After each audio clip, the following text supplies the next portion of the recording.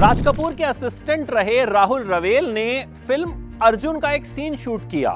Sunny Deol hero, 8 कैमरों के साथ वो सीन शूट हुआ और फिर राहुल रवेल ने राज कपूर साहब को वो सीन दिखाया और कहा, राज साहब ये सीन मैंने 8 कैमरों से शूट किया है। राहुल रवेल कभी राज कपूर के असिस्टेंट हुआ करते थे। राज साहब ने कहा कि इसमें तो 7 ही कैमरे हैं, 8वां कैमरा कहां गया? तब जाकर राहुल रवेल को भी पता चला कि 8वां कैमरा खराब हो गया। इसीलिए राज कपूर को शोमैन कहा जाता है।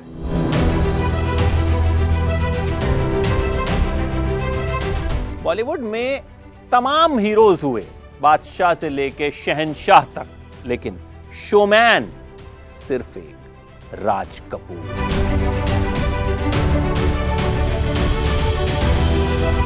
पृथ्वीराज कपूर के बेटे बचपन से बड़े बाप की बिगड़ी औलाद थे।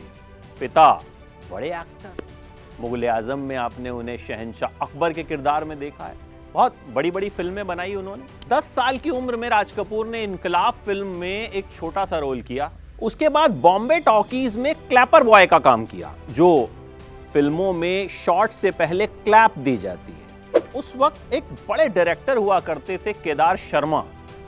उन्होंने राज कपूर को थप्पड़ मारा। हुआ ये कि राज कपूर ने क्लैप दिया और हीरो की दाढ़ी हिल गई। इसी बात से गुस्सा होकर केदार शर्मा ने राज कपूर को एक छन्नाटेदार चांटा जाता।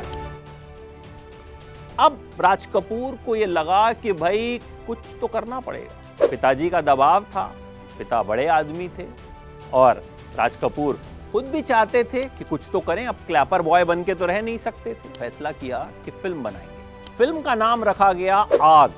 फिल्म की कास्टिंग पूरी हो गई। फिल्म की शूटिंग करना चाहते थे फेमस स्टूडियो में, लेकिन फेमस स्टूडियो में जद्दन बाई की फिल्म रोमियो एंड जूलियट की शूटिंग चल रही थी। तो जद्दन बाई के घर गए कि उनसे रिक्वेस्ट करता हूं कि फेमस स्टूडियो मुझे कुछ वक्त के लिए दे दीजिए ताकि मेरी भी फिल्म जो है वो शुरू हो जाए।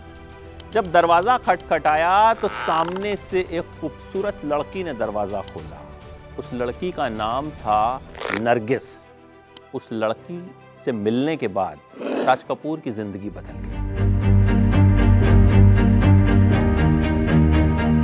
इस मुलाकात का जिक्र करते हुए नरगिस ने अपनी एक दोस्त से कहा था, एक नीली आंखों वाला मोटा सा पिंकी घर आया था। राज कपूर पहली नजर में नरगिस को दिल दे।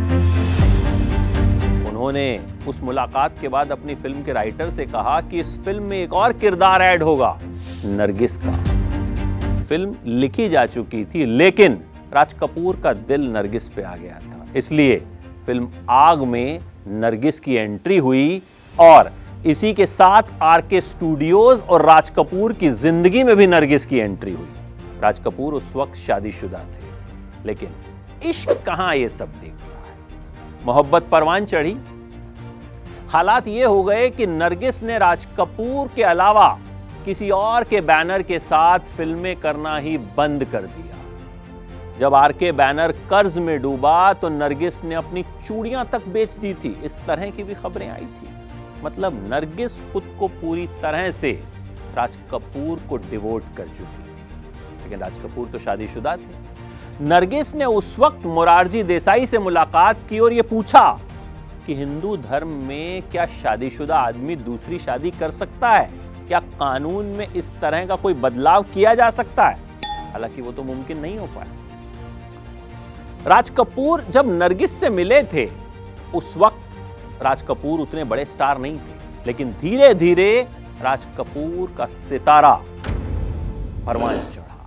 राज कपूर बड़े एक्टर बने और नरगिस कहीं ना कहीं पीछे छूट गई। जब नरगिस को इस बात का एहसास हुआ तो नरगिस ने फिर बाहर के बैनर की फिल्में करनी शुरू की और धीरे धीरे राज कपूर के साथ उनका रिश्ता खत्म हो गया। राज कपूर को शोमैन कहा जाता था, खाने पीने के बेहद शौकीन। पूरा कपूर परिवार ही खाने पीने का बहुत शौकीन है। राज कपूर साहब के बारे में एक बात कही जाती है कि वो जब रेस्टोरेंट में जाते थे तो मेन्यू नहीं देखते थे, कहते थे सारी डिशेज एक एक ले आओ और फिर जो अच्छी होती थी उसे रिपीट किया जाता था। कुछ लोग ये भी कहते हैं कि राज कपूर साहब सबसे पहले प्याज और चटनी मंगवाते थे और प्याज और चटनी खाकर ही बता देते थे कि इस रेस्टोरेंट का खाना अच्छा होगा या नहीं। लेकिन ऐसा बिल्कुल नहीं। मैंने खुद एक इंटरव्यू में रणधीर कपूर से ये पूछा था कि क्या आपके पापा प्याज और चटनी खाकर रेस्टोरेंट के बारे में बता दिया करते थे? तो रणधीर कपूर ने कहा था कि नहीं,